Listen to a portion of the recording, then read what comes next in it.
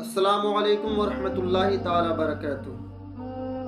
دیکھیے، جب پہلی مرتبہ خواجہ غریب نواز ملک ہندوستان آئے تو کوئی آگ کی پوجا کر رہا تھا، کوئی بتوں کی پوجا کر رہا تھا۔ ہر ایک انسان اپنے اپنے خدا کی عبادت کر رہا تھا۔ لیکن جب خواجہ غریب نواز ملک ہندوستان آئے، انہوں نے کیسے کیسے دین کا جھنڈا لہرایا، کیسے کیسے دین کا پرچم اسلام کو اونچا کیا۔ دیکھیں، جب پہلی مرتبہ خواجہ غریب نواز ملک ہندوستان آنے کے بعد خواجہ غریب نواز نے کیا دیکھا کہ کچھ لوگ آگ کی پوجا کر رہے ہیں۔ خواجہ غریب نواز ان لوگوں کے پاس گئے اور جانے کے بعد ان لوگوں سے کہا، اے لوگوں، ذرا یہ تو بتاؤ تم یہ کیا کر رہے ہو؟ وہ لوگ جواب دیتے ہیں، بابا جی ہم آگ کی پوجا کر رہے ہیں۔ خواجہ غریب نواز نے پوچھا، تمہیں اس سے کیا فائدہ؟ وہ لوگ کہتے ہیں کہ ہم اس آگ کی پوجا اس لیے کر رہے ہیں تاکہ ہمیں اس آگ سے کوئی نقصان نہ پہنچے۔ جب ہم مر جائیں تو مرنے کے بعد یہ آگ ہمیں نہ جلائے۔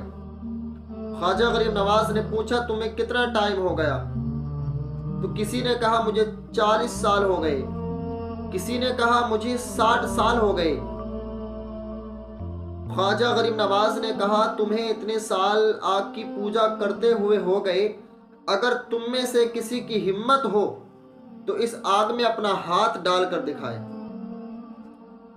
جب خواجہ غریب نواز نے اتنا کہا، کسی کی ہمت نہ ہوئی کہ جو آگ میں ہاتھ ڈال دیتا، تو خواجہ غریب نواز نے کہا، مجھے جلانا تو دور کی بات، میری جو پیر کی جوتی ہے اگر یہ آگ اس کو جلا دے گی تو میں بھی تمہارے ساتھ پوجا کرنے لگ جاؤں گا۔ اتنا سننا تھا مسلمانوں۔ خواجہ غریب نواز نے اپنی جوتی کو اتارا، اتارنے کے بعد جب آگ میں ڈالا تو آگ صرف بجھی نہیں بلکہ جہاں پر وہ جوتی گری وہاں پر وہ آگ گلزار بن گئی۔ سبحان اللہ، وہ آگ پھول بن گئی۔ جب سبھی نے یہ منظر دیکھا تو کچھ لوگ کہنے لگے کہ بابا جی آپ تو بہت ٹائم سے آگ کی پوجا کر رہے ہوں گے۔ تو سنیں خواجہ غریب نواز نے کیا جواب دیا، میں اس آگ کی پوجا نہیں کرتا بلکہ میں تو اس کی عبادت کرتا ہوں جس کے قبضہ قدرت میں یہ سارا جہان ہے، جس نے اس ساری کائنات کو پیدا کیا، میں تو اس کی عبادت کرتا ہوں۔ اتنا سننا تھا مسلمانوں۔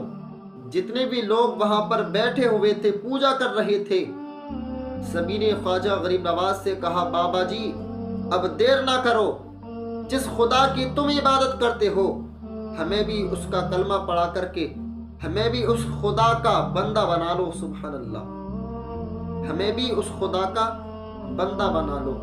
دیکھیے، خواجہ غریب نواز نے ملک ہندوستان آ کر کے اپنی کرامتیں دکھائیں اور لوگوں کو مسلمان کیا اور ان کو غلط راستوں سے ہٹا کر ان کو سیدھے راستے پر لے کر کے آئے۔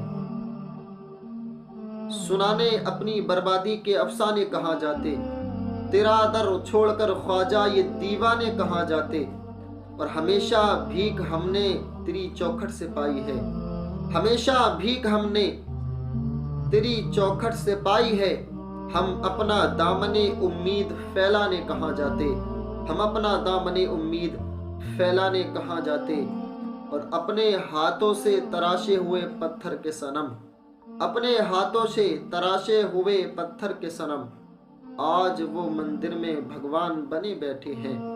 دیکھیے، خواجہ غریب نواز نے ملک ہندوستان میں آ کر کے